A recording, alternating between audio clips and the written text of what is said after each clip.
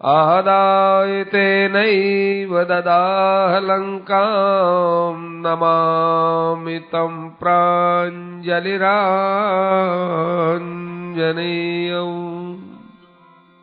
भरत के मन में कितना प्रेम है। भगवान वन में क्यों गए? देवताओं ने प्रार्थना की। चित्रकूट में क्यों रहे? भरत का चरित्र बढ़ाने के लिए। नहीं तो भगवान को दंडकारण्य में जाना था। दंडकारण्य की सीमा अभी चित्रकूट में नहीं आती है। चित्रकूट में भगवान 11.5 वर्ष तक रहे, ऐसा लोग कहते। खूब रहे वहां, केवल इसलिए कि चित्रकूट के यहाँ भरत का चरित्र निखरेगा। नहीं तो भगवान आगे चले आते। और भरत का राज्य करना वो भरत के स्वभाव के अनुसार ठीक नहीं बैठ रहा था। भरत के स्वभाव में तो रग रग में भगवान का प्रेम था, भगवान के प्रति भक्ति थी। इसलिए सभी संत महापुरुष भरत चरित्र से ये बताते हैं कि भगवान का प्रेम संसार में सबसे ऊंचा मूल्यवान है। राज्य, वैभव, कीर्ति, परिवार सब उसके पीछे रह जाते हैं।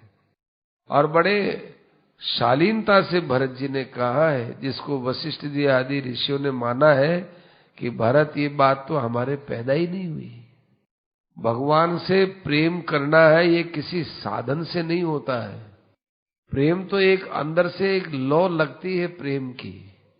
भगवान के प्रेम के लिए कोई साधन करे तो साधन थोड़ा दूसरा रास्ता हो जाता है।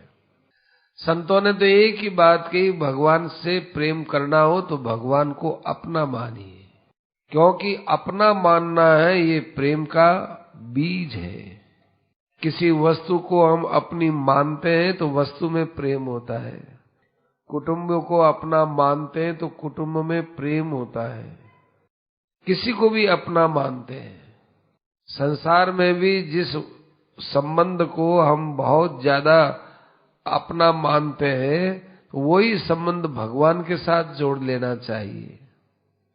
माता अच्छी लगती हो तो भगवान को माँ मानो, पिता अच्छे लगते हो तो भगवान को पिता मानो। पुत्र अच्छा लगता है, माताओं का पुत्र में बहुत प्रेम होता है। सबसे ज्यादा प्रेम माँ का बेटे में होता है। तो भगवान को बेटा मान लो। ये भगवान को बेटा कैसे? भगवान को बहुत अच्छा लगता है। भगवान को भाई मान लो, भगवान को मित्र मान लो। संतों ने कहा है भगवान हमारे बहुत भोले भाले सीधे साधे। इस मामले में कोई कहेगा कि हम आपको बेटा मानते हैं, यार मैं तो आपका बेटा हूं ही, मैं आपका बेटा हूं। कि हम तो आपको अपना पिता मानेंगे तो भाई सारी सृष्टि को पैदा मैंने किया है। हम आपको बेटा कैसे माने कि मैं यशोदा का बेटा बना हूं ना, कौशल्या का बेटा बना हूं ना। मुझे तो बेटा बनना बहुत अच्छा लगता है, क्योंकि मुझे माँ बहुत कम अवतारों में मिली है। ऐसे भगवान के साथ जो संबंध करे। हमारे भरत जी महाराज अब भगवान के आश्रम की ओर प्रस्थान करते हैं। भगवान के आश्रम के पास उन्होंने सीताराम जी के चरण देखे, मिट्टी के ऊपर चरणों का चिन्ह देखा। भगवान की रेखाएं समझ गए। वज्र का, अंकुश का, कमल का ये चिन्ह, ध्वजा का चिन्ह। तो भरत जी महाराज उन चरणों के चिन्ह के ऊपर लोटपोट हो गए। वहां की मिट्टी यूं लगाने लगे अपने। न्यवेष्टयत पाद रजस्सु सानुजः, न्यवेष्टयत, लुढ़क गए उसमें। और कहने लगे शत्रुघ्न, इससे ज्यादा आनंद कहीं मिलने वाला नहीं है। चाहे मंदाकिनी में स्नान कर लो, चाहे गंगा जी में स्नान कर लो, इतना इस चरण धूलि में जो आनंद है वो आनंद कहीं मिलने वाला नहीं है। तभी तो देखो ब्रह्मा आदि देवता और बड़े बड़े श्रुतियां इस चरण रज को ढूंढने के लिए कितना प्रयास करती हैं। अब जो आगे बढ़ते हैं, जो जो आगे बढ़ते हैं, त्यों त्यों आनंद अजाश्रु स्नपितस तनांतर है। उनके यूं आनंद के आंसू यूं बरसे, यूं जा रहे हैं, यूं आनंद के आंसू बरस रहे हैं। और जो ही कुटिया के अंदर प्रवेश किया तो उसी समय में जब भगवान की छवि को देखा तो देखते ही भरत जी महाराज बड़े बेसुध हो गए और जहां थे वहीं गिर गए, और जहां गिरे वहीं भगवान के चरण थे। भगवान के चरणों को पकड़ लिया और फूट फूट करके प्रेम के अंदर रोने लगे। राम जी ने उनको उठाया, यूं लेकर के आकृष्य, यूं पहले तो खींचा और फिर राम जी ने अपने भुजाओं में लिया और सब प्रकार से भरत जी को कहा, आओ भरत, आओ आओ भरत। अब क्या है, राम जी भी खूब रोने लगे, भरत जी भी रोने लगे। अथता मातरः सर्वे सर्वा, अब सब माताएं भी वहां आ गई, माता भी पीछे पीछे आ रही थी। राम जी ने भरत को छोड़ा और जाकर के अपने माताओं के चरणों में प्रणाम किया। दौड़े दौड़े गए कौशल्या जी के चरणों में, सुमित्रा के कई सबके चरणों में प्रणाम किया, वशिष्ठ जी के चरणों में प्रणाम किया। आश्रम में जो आए सबको प्रणाम करे, बड़े बूढ़ों को सबको, सब लोग बैठ गए। राम जी ने पूछा, आप सब यहाँ आए हो, सबसे पहले मैं अयोध्या में महाराज दशरथ जी की कुशल क्षेम पूछना चाहता हूँ। पिताजी बिल्कुल स्वस्थ है ना? मेरे वियोग का उनको दुख तो नहीं है? क्योंकि पिताजी के दुख की मैं रात दिन परिकल्पना करता रहता हूँ, कितना दुख हो रहा होगा। वशिष्ठ जी ने कहा, हे रघुनंदन, तुम्हारे वियोग में तुम्हारे पिता तुम्हारा ही चिंतन करते करते राम सीते, राम लक्ष्मण ऐसे करते करते संसार से चले गए। ये सुनकर के राम जी मानवी लीला करते हुए एकदम अचेत से हो गए और सब माताएं भी रोने लग गई। और राम जी जोर जोर से बोलते हैं कि कितनी दया थी हमारे पिता की हमारे पर, हमको छोड़कर चले गए पिताजी, अब कैसे मिलना होगा, मैं अनाथ हो गया। कितना आपने हमारा प्यार किया, स्नेह किया, गोदियों में खिलाया। लक्ष्मण जी और सीता जी भी विलाप करने लगी। वशिष्ठ जी ने सबको शांत वचनों से समझाया और फिर राम जी मंदाकिनी में स्नान करने गए और वहां उन्होंने फलों का पिंड दान दिया कि वयम यदन्ना पितरस तदन्ना स्मृतिनोदिता। देखो, जो व्यक्ति जैसा भोजन करता है अपने पितरों को वही भोजन देता है। एक बात थोड़ी सी अड़चन में आती है कि जिस दिन एकादशी का श्राद्ध होता है उस वक्त लोग कहते हैं कि एकादशी के श्राद्ध में क्या करना चाहिए।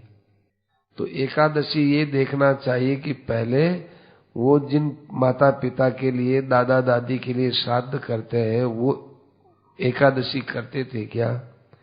यदि वो एकादशी करते थे तब तो फलाहार का ही वहां पर ब्राह्मण को भोजन कराना चाहिए, और यदि वो एकादशी नहीं करते और अपने एकादशी करते हो तब क्या करना चाहिए?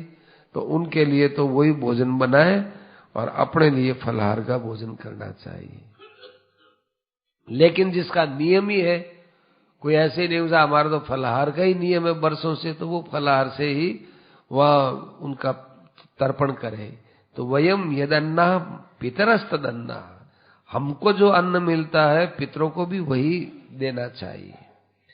इस प्रकार से भगवान ने लौकिक रीति सब निर्वाहित की और फिर वे अपने आश्रम में आए। आश्रम में आए, सब लोग बैठे थे, तो भरत जी ने कहा कि हे महाराज, आप तो बड़े भाग्यशाली हैं, आपके भाग्य के पीछे ही हमारा भाग्य चलता है। अब पिता चले गए तो आप हमारे बड़े भाई हो, बड़े भाई को हमारी परंपरा के अनुसार राजगद्दी पर बैठना चाहिए, तो आप राजगद्दी को स्वीकार कीजिए। क्षत्रियों का भी ये कर्तव्य है कि प्रजा का पालन करें, आप प्रजा का पालन कीजिए और फिर राज्य करते हुए खूब यज्ञों का अनुष्ठान कीजिए। फिर आपके पौत्र पुत्र पौत्र आदि हो जाए, फिर आप खूब आनंद के साथ वन में आइए, हम सब भी आपके साथ हो जाएंगे। अपने बेटों को राजगद्दी दे दो और वन में जाकर भगवत स्मरण करो, ये अपने राजकुलों की परंपरा रही है, इस परंपरा का निर्वाह करो। इदानीम वनवासस्य कालो नैव प्रसीद में, ये तो अभी वनवास का समय है ही नहीं आपका, और इस ऐसा करने से मेरे माँ का पाप भी धुप जाएगा और आप मेरे माँ के इस अपराध को चित्त में मत लाइए और स्वस्थ मन से आप अयोध्या पधार कर अयोध्या का शासन संभालिए। इतना कहकर राम जी के चरणों में गिर गए। राम जी ने बड़े प्रेम से उसको उठाया और बड़े स्नेह से देखते कि देखो भाई भरत, मैं तुम्हारी बात सब सुना हूं, लेकिन एक बात है, पिताजी ने क्या आज्ञा दी है? एक क्षत्रियों का सामान्य धर्म तुमने बताया है। एक सामान्य आज्ञा होती है, एक विशेष आज्ञा होती है। तुम्हारी जो बात है वो शास्त्र की आज्ञा है, सामान्य आज्ञा है, सब ठीक है, परंतु पिताजी ने क्या कहा है, पिताजी की आज्ञा का पालन करना चाहिए। उन्होंने तो राज्य आपको दिया है, 14 वर्ष का दंडकारण्य में निवास मेरे लिए दिया है, अतएव आज पिताजी संसार में है नहीं, इसी आज्ञा के चलते हुए उन्होंने अपने प्राण त्याग दिए हैं और मैं उनकी आज्ञा के अनुसार अयोध्या को छोड़ करके उनकी प्रतिज्ञा को निर्वाहित करने के लिए वन में आ गया हूं। अब ये राज्य का समय नहीं रहा, ये राज्य तो तुम्हारा ही है, तुम इस राज्य को स्वीकार करो। तथा पितैव सुव्यक्तम राज्यम दत्तम तवै वही। इसलिए पिता ने 2 विभाग कर दिए, जहां अपने दोनों के बीच में कोई बात सोचने समझने की रही नहीं। तुम अयोध्या का शासन करो और मैं वहां दंडकारण्य में निवास करता हूं। देखो, पिता के वचनों का मन चाहे अर्थों से उल्लंघन करना कितना बड़ा दोष होता है।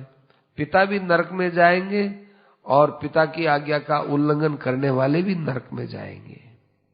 इसलिए ऐसा काम नहीं करना चाहिए, तुमको बड़े प्रेम से प्रजा का शासन करना चाहिए। भरत जी ने कहा कि महाराज, एक बात ये भी बताइए, ये भी सोचने की है कि पिता ने किसके कहने से ये वचन दिए हैं? एक स्त्री के कहने से वचन दिए हैं। तो एक स्त्री के वशीभूत होकर कोई बात कही जाए वो प्रामाणिक नहीं होती, वो शास्त्र की नहीं होती, वो कोई जो है आर्ष वचन नहीं होते, वो तो भ्रांत चित्त में निकल गई बात और उन्होंने कह दिया तो वो कोई बात किस अवस्था में कौन आदमी बोलता है वो देखना चाहिए।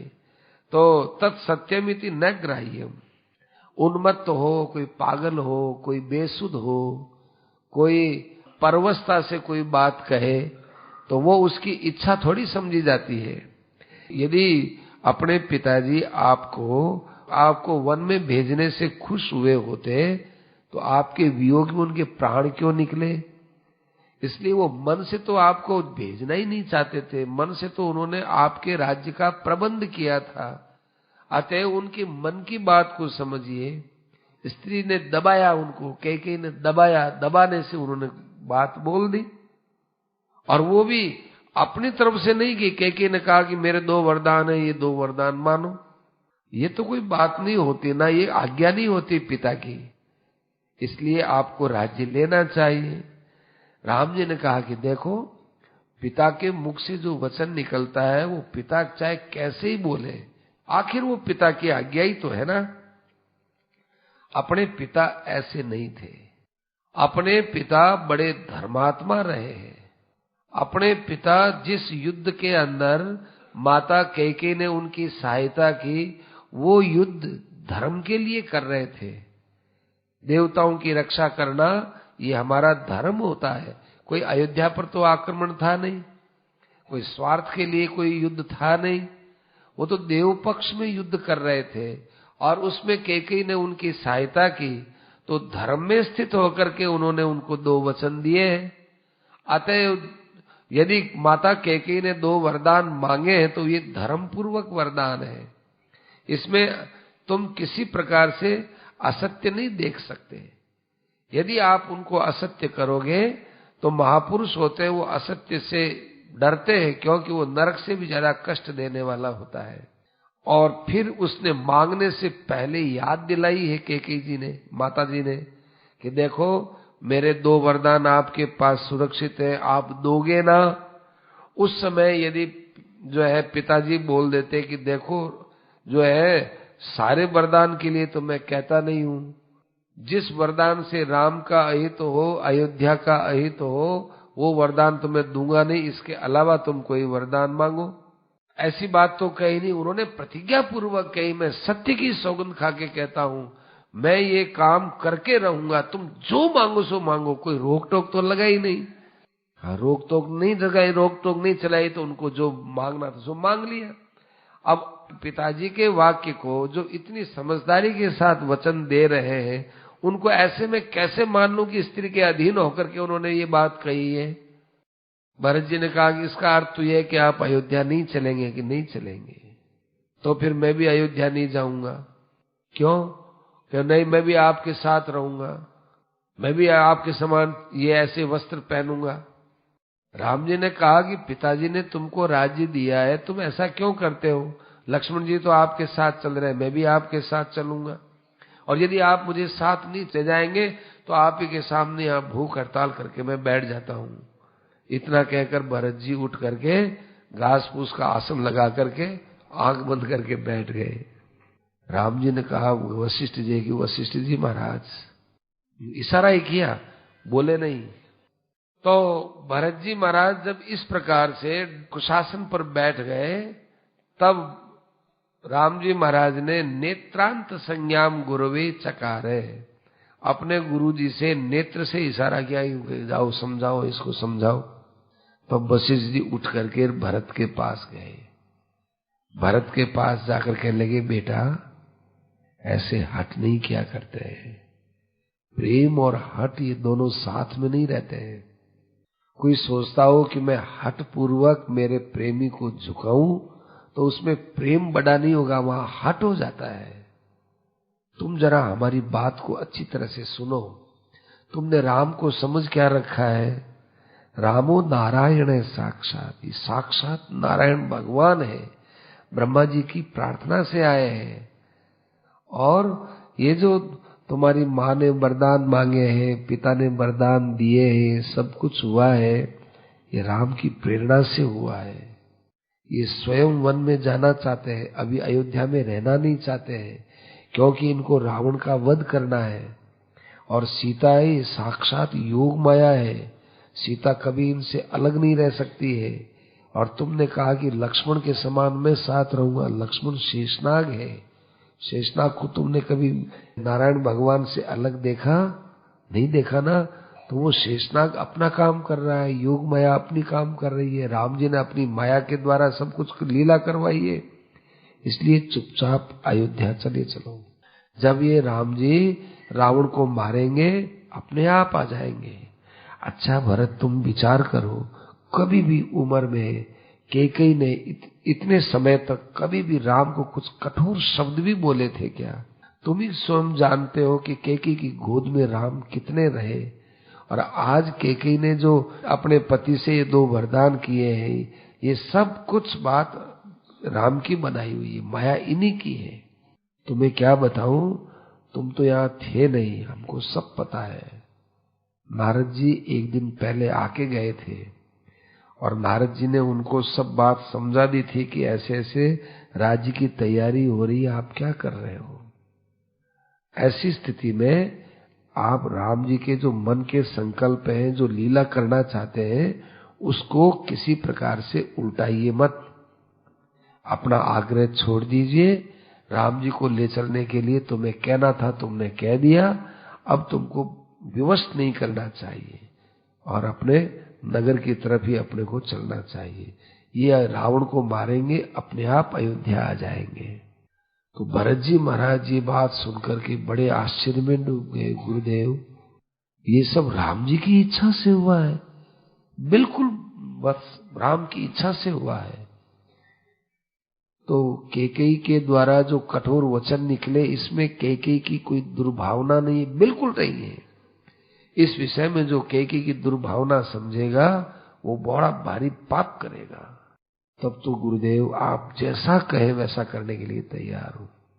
इसलिए हे वत्स, तुम वापस चलने की तैयारी करो, आओ राम जी के पास से विदा मांग लो। भरत जी आए, राम जी के चरणों में गिर गए, रोने लग गए और कहने लगे, महाराज गुरुदेव के द्वारा मुझे बहुत बातों का ज्ञान हुआ, आपकी चरण पादुका मुझे दे दीजिए, इन चरण पादुकों को ही आपका रूप मानकर मैं सेवा करूंगा, और जब तक आप नहीं आएंगे तब तक इन चरण पादुकों को ही मैं अयोध्या का राजा मानूंगा। राम जी महाराज बहुत प्रेम से भरत जी को चरण पादुका दे देते हैं, और राम जी की उन्होंने परिक्रमा की, और जाते जाते भरत जी ने रोते रोते कहा, देखो राम, मैं एक बहुत बड़ा दुस्साहस ही कर रहा हूं, 14 वर्ष तक आपसे अलग रहूंगा, मैं रह जाऊंगा इसी आशा के साथ कि 14 वर्ष का जो दिन होगा, उस दिन आप 14 वर्ष पूरे होते ही पहले दिन में आप वहां अयोध्या पधार जाएंगे। मैं एक दिन का भी उस समय वियोग सह नहीं सकूंगा, नहीं तो मैं अग्नि में प्रवेश कर जाऊंगा। 14 वर्ष जैसे तैसे मैं निकाल लूंगा। तब जो है सब लोग विदा हो गए। विदा होने के बाद कैकेयी पीछे रही। कैकेयी पीछे आकर राम से एकांत में खूब रोई और रोते रोते कहते, हे राम, तुमको बुरा तो नहीं लगा ना? तुम्हारे मन में कोई मेरे से नाराजगी तो नहीं है ना? देखो राम, मैं तो तुम्हारी माया की वशीभूत हूं। तुम्हारे राज्य में मैंने बाधा डाली, मेरी बुद्धि बड़ी खराब हो गई, माया से मेरा चित्त मोहित हो गया। यदि कोई तुम्हारे मन में दुख हुआ हो तो हे राम, मैं भगवान समझकर तुमसे क्षमा याचना करती हूँ, क्योंकि संत महापुरुषों के पास क्षमा बहुत बड़ी शक्ति होती है। आप तो इस सृष्टि पर सब प्राणियों पर क्षमा करते आए हैं। यदि आप क्षमा नहीं करते तो सृष्टि का काम ही नहीं चलता। आप ही तो इस सृष्टि को माया के द्वारा बनाते हैं, और आप ही मनुष्य रूप से अवतार लेकर अपनी माया से लीला करते हैं। आप ही की प्रेरणा से तो हम लोग ये कर्म करते हैं। सारा विश्व आपके अधीन है। आपसे अलग ये विश्व कुछ कर सकता है क्या? जैसे कठपुतली नाचती है तो उसका सूत्रधार कोई और ही होता है, ऐसे ही आपकी माया सब कुछ संसार में काम करती है, उसके सूत्रधार भी तो आप ही हो। आप ही की प्रेरणा से मैंने ये काम किया है। आप ही ने तो मुझे बताया था कि देवताओं का काम करना है माता, तुम हमारे काम में सहयोग करो। देव कार्यम करिष्यता। मैंने भी बहुत कठोर हृदय रखा है ना। तुम्हारा वियोग सहना मेरे लिए कितना कठिन है, परंतु जिससे देवताओं का काम होगा, आप लीला लिए हैं जिस कार्य के लिए, उसके अंदर मैं आपकी सेवा कैसे कर सकती हूँ? चाहे मुझे कुछ भी करना पड़े, वो सब मैंने किया है। फिर भी यदि आपको कोई कष्ट हुआ हो तो इस पापिनी को आप क्षमा कर देना। हे विश्वेश्वर, हे जगन्नाथ, मेरे अंदर किसी प्रकार का पाप का भाव रहा हो और पुत्र वित्त आदि में मेरा स्नेह रहा हो, उसको आप समाप्त कर दीजिए, ज्ञान खड्ग के द्वारा नष्ट कर दीजिए। मैं तुम्हारी शरण में आई हूँ राम। मैं परब्रह्म परमात्मा समझकर बात कर रही हूँ, मेरे द्वारा लालित पालित पुत्र समझ करके अभी बात नहीं कर रही हूँ। राम जी कैकेयी के वचनों को सुनकर मुस्कुराते हुए कहने लगे, माता, तुमने जो कहा बिल्कुल सही है। मैंने ही वाणी को प्रेरित करवाया, देवताओं को प्रेरित करवाया, देवताओं की बुद्धि में बैठी कि सरस्वती को यहाँ भेजा जाए। सरस्वती आई और उसी वाणी ने, सरस्वती ने तुम्हारे अंदर प्रवेश किया, तुम्हारे अंदर प्रवेश करके पिता के अंदर प्रवेश किया। नहीं तो पिता के अंदर यदि वाणी का प्रवेश नहीं होता, मेरे सरस्वती का प्रवेश नहीं हुआ होता, तो पिता बहुत सोच समझ करके तुमको वरदान देते। लेकिन जो कुछ पिता ने कहा, जो कुछ तुमने कहा, उसमें केवल मेरी माया काम कर रही थी। देव कार्यार्थ सिद्ध्यर्थम, केवल देवताओं का कार्य मुझे बनाना था, इसलिए ये सब कुछ हुआ है। तुम्हारा उसमें कोई दोष नहीं। तुम अपने मन को बिल्कुल मलिन मत करो, तुम अपने को पापिनी बिल्कुल मत मानो। और देखो माता, तुम अयोध्या में इस समय जितना मेरा स्मरण कर सकोगी, इतना अयोध्या में रहते हुए तुम मेरा स्मरण नहीं कर सकती, क्योंकि पास में रहने से याद नहीं होता। प्रेमी दूर होता है तब वो प्रेमी की याद आती है, और मेरी जो याद होती है वो बहुत श्रेष्ठ होती है। सर्वत्र विगता स्नेह, किसी से भी स्नेह मत करना। जब मेरी भक्ति बढ़ती है तो अपने आप स्नेह बंधन टूटने लगते हैं। देखो कोई भी जादूगर होता है, वो जादूगर अपनी जादूगरी से न तो खुश होता है और न नाराज होता है। अपनी जादूगरी से खुश नाराज नहीं होता। अपनी जादूगरी में क्या खुश हो और क्या नाराज हो। ऐसे ही मैं इस संसार में लीला करूं तो मैं कौन से राज्य प्राप्ति से तो राजी होऊंगा, और कौन सा मैं राज्य के विघातन में नाराज होऊंगा। मेरा तो भक्त जो करता है, बस उस भक्त के उस भाव को मैं स्वीकार करता हूं। इसलिए मां, मैं मनुष्य की आकृति के अंदर जो कुछ करता हूं, इसमें मूर्ख लोग मोहित होते हैं। जो तत्वतः मुझे जानते हैं वो मेरी माया में मोहित नहीं हुआ करते हैं। बहुत अच्छा हुआ आज के तुम्हारा और हमारा खुला संवाद हो गया। इस संवाद को तुम याद रखना। तुम जो है मुझे याद रखते हुए वहां अयोध्या में सब काम करना। तुम्हारे वो कर्म कोई लिप्त नहीं होंगे। जब तक मनुष्य विवेक के बिना कर्म करता है या मेरी स्मृति से हट करके कर्म करता है, तब उसके ऊपर कर्मों का भार चढ़ता है।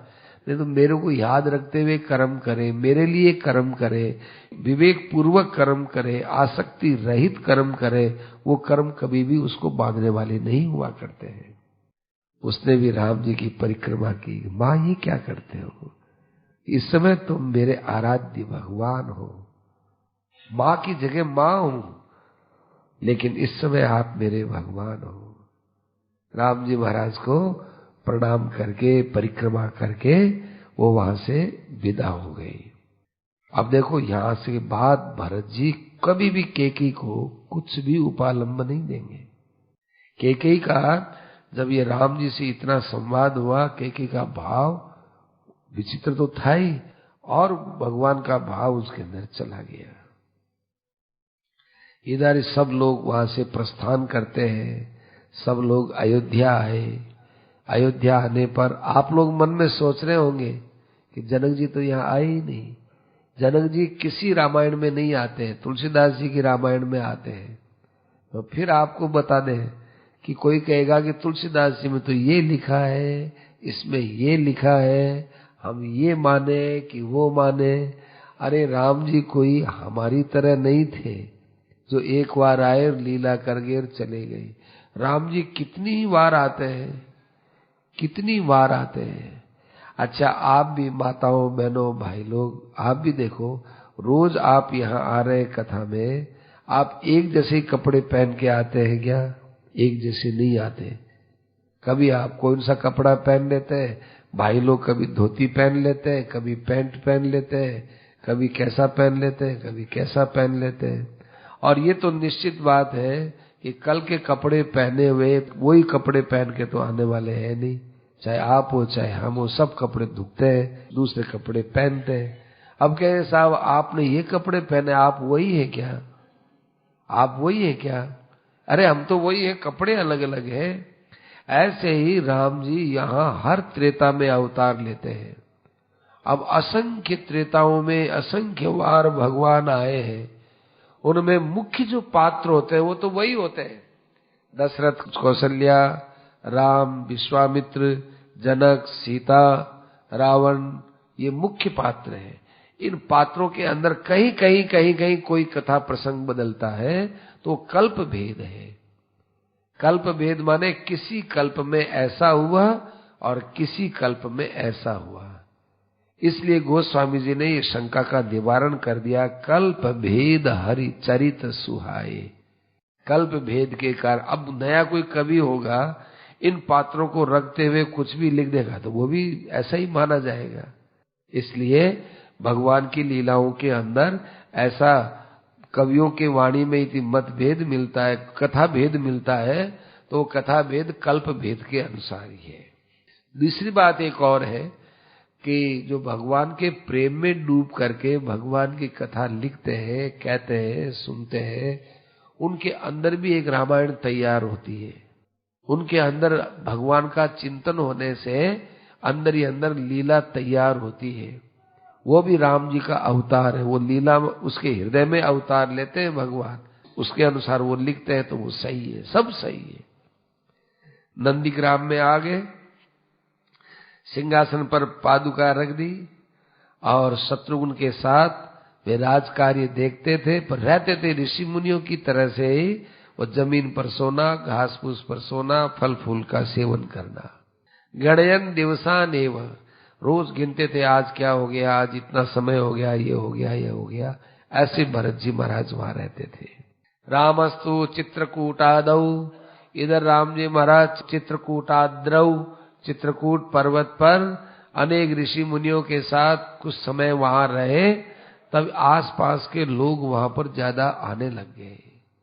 समझ लिए ना, अयोध्या से भी लोग आने लगे। तो इस प्रकार से जब लोग आने लगे तो राम जी ने देखा कि ऐसे करते करते हमारी आगे की लीला तो पूरी हो नहीं पाएगी, अपने को यहां से आगे चलना चाहिए। तो वे वहां अत्रि का आश्रम था, अत्रि के आश्रम में गए। अत्रि ऋषि से प्रार्थना की कि महाराज रामो हम अभिवादये, मैं दशरथ पुत्र राम आपके चरणों में प्रणाम करता हूँ। पिता की आज्ञा से मैं वन के लिए निकला हूँ और यहाँ चित्रकूट में रहते हुए सब लोगों में जान पहचान बढ़ती जा रही है, इसलिए मैं और जगह जाना चाहता हूँ, आपसे मैं आज्ञा लेने आया हूँ। तो अत्रि ऋषि ने कहा कि बहुत अच्छा है, तुम पहले हमारे से फल फूल ले। तो फल फूल का सेवन किया और उसके बाद बड़े संतुष्ट होकर के ऋषि बोलने लगे कि देखो तुम्हारी सीता को हमारी पत्नी अनुसुईया के पास में भेजो। अनुसुईया बड़ी तपस्विनी है, अनुसुईया धर्म को जानने वाली है और ऐसे सीता को अनुसुईया के पास बैठना चाहिए। तो अनुसुईया जी के पास में भेज दिया। अनुसुईया जी ने जानकी जी को देखा तो अनुसुईया जी बड़ी प्रसन्न हुई। अनुसुईया जी ने जानकी जी से कई बातें की और साथ साथ में उनको दिव्य कुंडल दिए। उन्होंने अनुसुईया जी ने कहा, बूढ़ी माँ देखो, इसका अर्थ यह है कि छोटी अवस्था वाली बच्चियों को घर में जो बड़े बूढ़े उनके पास में रहना चाहिए, उनसे जीवन का अनुभव मिलता है। सीता जी गई, उस बूढ़ी माँ थी, उनके चरण दबाए, आशीर्वाद दिया कि देखो बेटा, मेरे पास बहुत विचित्र चीजें हैं, मैं तुमको ऐसी सुंदर साड़ी दूंगी, वो साड़ी किसी भी समय में तुम्हारी साड़ी मलिन नहीं होगी। ये तो तुम साड़ी लो, ये विश्वकर्मा ने बनाई है, और ये कुंडल देती हूँ तुमको, कानों के कुंडल, इन कुंडलों को धारण करना, तुम्हारे शरीर की शोभा ज्यों की त्यों रहेगी। और ये हम तुमको अंगराग देते हैं। अंगराग माने पाउडर, ऐसा सुंदर पाउडर जिसको शरीर पर लगा लोगी तो बरसों के बरसों तक स्नान करने की जरूरत नहीं होगी, भले स्नान मत करो। इसलिए ऐसा सुंदर हम तुमको अंगराग देंगे कि जिससे तुम्हारा सौंदर्य ज्यों का त्यों रहेगा। और ये अंगराग एक बार शरीर पर लगा लोगी तो उसके बाद ये अंगराग उतरेगा भी नहीं, इसलिए ये हम तुमको दे देते हैं। क्यों देते हो माँ? ये इसलिए देते हैं बेटा कि तुम वन में रहोगी, जाने कैसी कैसी परिस्थिति आए, कहाँ जाओ कहाँ आओ, तुम्हारा शरीर भी तो स्वस्थ ऐसे ही रहना चाहिए। तो तुम्हें दिव्य कुंडल, दिव्य वस्त्र और दिव्य अंगराग दे देती हूँ। और दूसरी बात यह है, ये तो मैंने तुमको बाहर की चीज दी है, अंदर में तुमको मैं पातिव्रत्य की महिमा सुनाती हूँ। पातिव्रत्य है ये स्त्री का सबसे बड़ा श्रृंगार होता है। जब जैसा पति की अनुकूलता का भाव हो, बस उसी के अनुसार करना और पति का सदा आदर करना, ये स्त्री की बहुत बड़ी शक्ति होती है। उसके पास तप होता है। जैसे ऋषि मुनि एकांत में तपस्या करते हैं, उनके पास तपोबल होता है, उससे बड़ा तपोबल स्त्री के पास पातिव्रत्य का होता है। अपने पति के अतिरिक्त आदर सबका करें, लेकिन अपने पति की जो महिमा है वो महिमा अपने पति से बढ़कर किसी में ही न देखे। पातिव्रत्यम पुरस्कृत्य राम मन्वे ही जानकी। और फिर तुम जो है वनवास की अवधि पूरी करके अपनी अयोध्या लौट आना। खूब बड़े प्रेम से उन्होंने भोजन करवाया और उसके बाद राम जी महाराज वहां से विदा होते हैं। विदा होते हुए राम जी बोलते हैं, हे अत्रि महाराज, अब मुझे आगे जंगल में जाना है।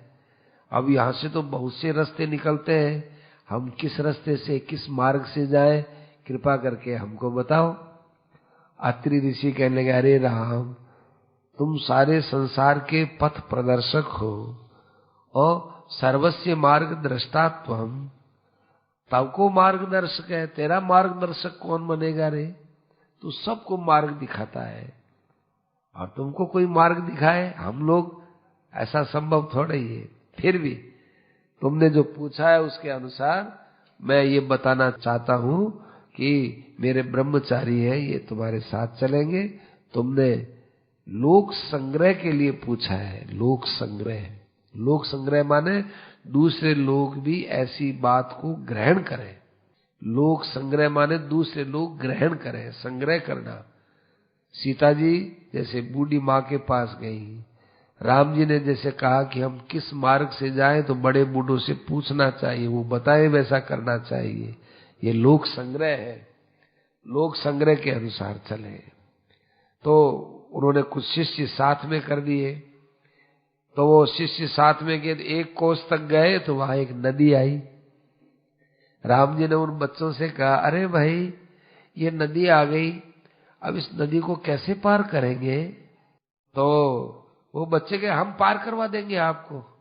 तो वो बांस लेकर के अपने आप ही उनको दौड़ तोड़ करके और कहा कि इसमें आप बैठिए, हम तो इन बांसों से कई बार पार करते हैं। विद्यते नौका, ये देखो कैसी सुंदर हमने नौका बनाई, इसमें आप पार होइए। भगवान तो इन बच्चों के साथ खेल कर रहे थे, अतः भगवान को तरने में कोई बड़ी कठिनाई नहीं हुई। उन बच्चों ने भगवान को आगे पार कर दिया और बच्चे लोग आ गए। अब भगवान उस नदी को पार कर घोर जंगल में चले गए। जहां देखे उल्लुओं की आवाज आए, पशु पक्षियों की भयंकर आवाज आए, खूब वृक्षों के झुरमुट दिखे, कहीं कहीं सिंह की दहाड़ आए। सिंह व्याघ्रों की आवाज सुनकर के राक्षसों की भी आवाज आती है। तब राम जी ने लक्ष्मण जी का, लक्ष्मण अब देखो ये घनघोर जंगल आया है, अब अपने को बहुत सावधानी से चलना है। अब तक तो जो अपना मार्ग था, अपना देश था, वहां अपने लिए कोई भय की बात नहीं थी। यहाँ तो बहुत सावधानी से चलना पड़ेगा, हरदम धनुष के ऊपर बाण ताने में रखना पड़ेगा। देखो आगे मैं चलता हूँ, आगे मैं हूँ और पीछे तुम चलना, लेकिन तुम्हारी दृष्टि कैसे हो, हमारे पीछे नहीं, तुम्हारी दृष्टि उधर पीछे रहनी चाहिए। मैं आगे यूं देखता हूं तो तुम पीछे यूं रहना, हमारे पीछे पीछे मत रहना, नहीं तो कोई शत्रु पीछे से भी आ सकता है, कोई राक्षस या पशु पीछे से भी वार कर सकता है। तो मैं आगे रहूं, बीच में सीता रहे, और उसके बाद तुम ऐसा मुंह किए हुए रखना, यूं पीछे की तरफ मुंह किए हुए, यूं पूरा तुम सावधानी के साथ चलना। चक्षुश्चारे सर्वत्र दृष्टम रक्षो भयम महत। ऐसे जंगलों में राक्षस लोग रहते हैं। और देखो अपने जो ऋषि मुनियों का वेश बनाया ना, ये बहुत सोच समझ करके हुआ है। क्यों कि ये राक्षस लोग हैं, ऋषि मुनियों से हरदम चिढ़ते रहते हैं। तो अपने पास राक्षस आएंगे ऋषि मुनियों का वेश देखते ही, तो जितने राक्षस आएंगे उन सब राक्षसों का संहार करना है। ऐसी ऐसी इन दोनों की बातें हुई। वहां पर एक बहुत सुंदर पुष्करणी थी। पुष्करणी माने तलैया, छोटी तलैया। ऐसे सुंदर उसमें पुष्प थे, ऐसा मीठा ठंडा और स्वादु जल था। उस पुष्करणी के चारों तरफ वृक्ष की छाया रहती थी, इसलिए सूर्य किधर से भी जो है गति करे, वो छाया ज्यों की त्यों रहती। इधर के वृक्ष है, इधर के वृक्ष है, इधर के वृक्ष है, ऐसे उसकी छाया रहती थी। वहां उन्होंने जाकर उसका जल पिया। जल वगैरह पी करके आगे रवाना हुए तो एक खूब भयंकर आवाज आई। राम जी ने कहा, लक्ष्मण सावधान, ऐसी भयंकर आवाज ये राक्षस की है। भक्षयंतम गजब व्याघ्र महिषम वन गोचरम। और इधर जो है वो राक्षस कहीं हाथी को खा रहा था, भैंसे को खा रहा था। भैंसा है वो, राक्षस के चंगुल में आ गया ना तो भैंसा कर रहा था, अरे ये राक्षस है, कोई भैंसे को खा रहा है। मैं देखो भैंसे की आवाज, देखो हाथी की आवाज। बड़े सावधान हो गए। जारोपितम धनुर्धृत्वा, धनुष के डोरी पर बाण रख दिया। राम जी ने कहा कि बस अब राक्षस अपनी तरफ भी आ सकता है, सावधान हो जाना। ऐसा उन्होंने किया और इतने में वो राक्षस आ ही गया। बड़ा अट्टहास करने लगा, अरे आज तो हमको नौजवान मनुष्यों का मांस खाने को मिलेगा। हमको इतने दिन तक कभी भी मनुष्यों का मांस नहीं मिला। ऋषि मुनि सब यहां से भाग गए और बचे खुचे हमने उनको नष्ट कर दिया। ये आज ये ऋषि पुत्र आए हैं। कौन हो तुम? ये धनुष बाण लेकर के किसको मारने के लिए आए हो? तुम्हारे साथ में स्त्री यही कौन है? तुम हो बड़े सुंदर और मेरे मुख के तो एक एक ग्रास हो तुम क्यों आए घोर वन में? क्या तुमको पता नहीं था कि ये मनुष्यों के द्वारा सेवित देश नहीं है? तुम्हारा परिचय दो। राम जी ने कहा कि अहम राम है, मैं तो राम हूं, ये मेरा छोटा भाई लक्ष्मण है और ये जनक नंदिनी सीता है, ये मेरी स्त्री है। हमको हमारे पिताजी ने इस जंगल में भेजा है, इसलिए आए हैं और आप जैसे दुष्टों को शिक्षा देने के लिए आए हैं। जोर से अट्टहास किया। वाह वाह वाह वाह वाह, छोटे मुंह, आज बड़ी बात तो खूब अच्छी सुनाई तुमने। तुम हमको शिक्षा देने आए हो? तुमने मेरा नाम सुना कि नहीं? मेरा नाम विराट है, विराट। मेरे नाम से त्रिलोकी में भय पैदा होता है। मद बधय मद भयाद मुनय सर्वे त्यक्त्वा वनम मितो गता। मेरे भय से तो सब जंगलों से ऋषि मुनियों ने ये जंगल खाली कर दिया। तुम जीना चाहते हो तो चले जाओ, सीता को यहां छोड़ जाओ, तुम दोनों यहां से भाग जाओ। राम जी महाराज ने कहा, अच्छा इतना बड़ा आदेश देते हो? राम जी ने उसी समय में बाण चलाया, उसके दोनों भुजा काट दी। भुजा काटने, वाह वाह, तुमने देखा होगा कि भुजा काटने के बाद अब कुछ नहीं रहा होगा। और दौड़ करके आया तो भगवान ने दूसरे बाण से उसके पैर काट दिए। पैर काट दिया तो वो सर्प की तरह सर सर सर, सर यूं चले वो सर्प की तरह यार मुंह फाड़ते हुए आ गया, अब तो मैं तुमको खाऊंगा ही। तो भगवान ने तीसरे बाण से उसका गला काट दिया। गला काट दिया तो फिर वो जो है मारा गया। राम जी महाराज ने मारा। सीता जी के मन में बड़ी खुशी हुई। सीता जी खुशी हो, वाह महाराज, मैंने तो सोचा कि राक्षस क्या का क्या कर देगा, आपने तो 3 बाण में उसको मार दिया। जो ही उसका सिर वहां पर कटा, देवताओं ने दुंदुभियां बजाई और जो है सब आनंदित हो गए। विराट के शरीर से उस समय एक दिव्याति दिव्य शरीर प्रकट हुआ। वो दिव्य शरीर प्रकट होकर के भगवान के सामने हाथ जोड़े हुए खड़ा कराया। हे राम, हे कमल नेत्र, बहुत वर्षों से आपकी इच्छा थी दर्शन करने की। मैं विद्याधर था, एक बार अनायासी बिना किसी कारण से कोप करने वाले दुर्वासा ऋषि ने मुझ पर कोप किया, मुझे शाप दिया, तुम राक्षस हो जाओ। उनके चरणों में गिर गया। राक्षस होने का क्या शाप दिया? मैं मुक्ति चाहता हूं। कहा, अच्छा वत्स, त्रेतायुग के अंदर दशरथ पुत्र राम यहां आएंगे। मैं हर ऋषि से नाम पूछता था कि आपका नाम क्या है। आपका जब राम नाम सुना तो मेरे मन में खुशी आई। वो मेरा विराट शरीर तो नष्ट हो गया। त्वन्नाम संकीर्तनमेव वाणी, अब मैं इस अपने असली योनि में आ गया हूं। अब तो मैं आपसे आज कुछ लेकर के जाऊंगा। एक तो आपके चरणार बिंदों की स्मृति रहे, एक वाणी के अंदर सदा आपका नाम का निवास रहे और मेरे कानों के अंदर आपकी कथा बसती रहे, मैं आपकी कथा ही कथा सुनता रहूं। और इसके अलावा मैं आपसे कुछ नहीं चाहता हूं। थोड़ी थोड़ी देर में मेरा सिर आपके चरणों में प्रणाम करता रहे।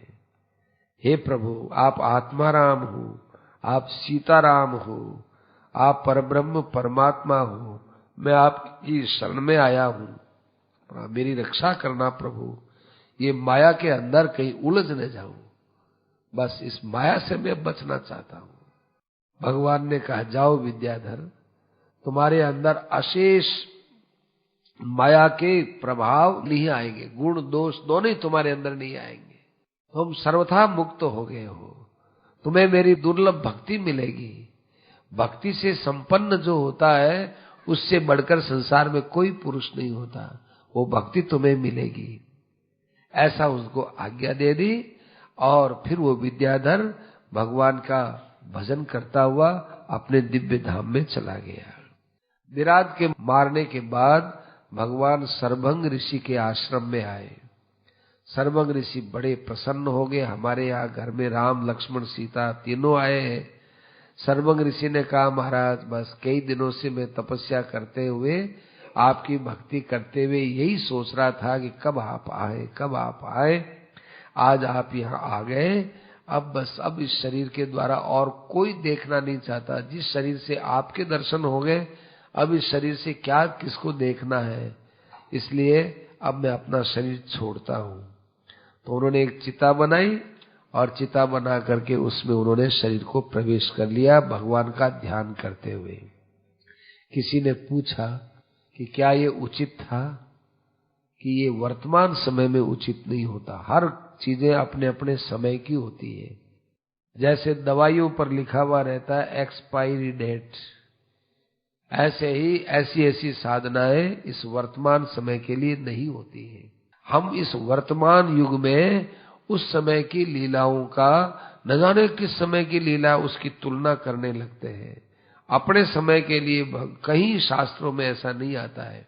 दूसरी बात यह है कि किसी भी भक्त की जो भक्ति होती है, उस भक्ति का जो रहस्य है, वो रहस्य ही समझने का होता है, और बाकी क्रियाएं ऐसे सब के सब वैसी की वैसी करने की नहीं होती है। उसकी भक्ति कैसी है, आपको देख लिया और हमें अब कुछ नहीं देखना है। एक भक्त को भगवान के दर्शन हो गए, कृष्ण भगवान के दर्शन होने के बाद उसने जो है सीख ले ली और अपने आंख फोड़ ली, बस आपको देखने के बाद और देखना ही नहीं चाहता हूं। तो फिर भगवान ने उसकी आंख की पीड़ा को दूर कर दिया, लेकिन नेत्र ज्योति जान करके नहीं दी। ऐसे कई भक्त हुए, किसी की क्या है, किसी की क्या है। तो ये हर भक्त का अनुसरण नहीं किया जा सकता। हमारे सर्वभंग ऋषि भगवान का ध्यान करते करते चिता में प्रवेश कर गए, और चिता में प्रवेश करते हुए कहने लगे, महाराज अब मैं इस शरीर को जला करके आपका जो ब्रह्मलोक है उस ब्रह्मलोक में जाता हूँ। हे अयोध्यापति भगवान, आप और आपके बाई और सीता मेरे हृदय के अंदर बसे रहना चाहिए। ऐसा ध्यान करते हुए जो है पंच तत्वों में विलीन हो गए। अब जो है सर्वभंग ऋषि के जब इस प्रकार से बात हुई ना, तो सब लोग वहां ऋषि मुनि अगल बगल के इकट्ठे हो गए।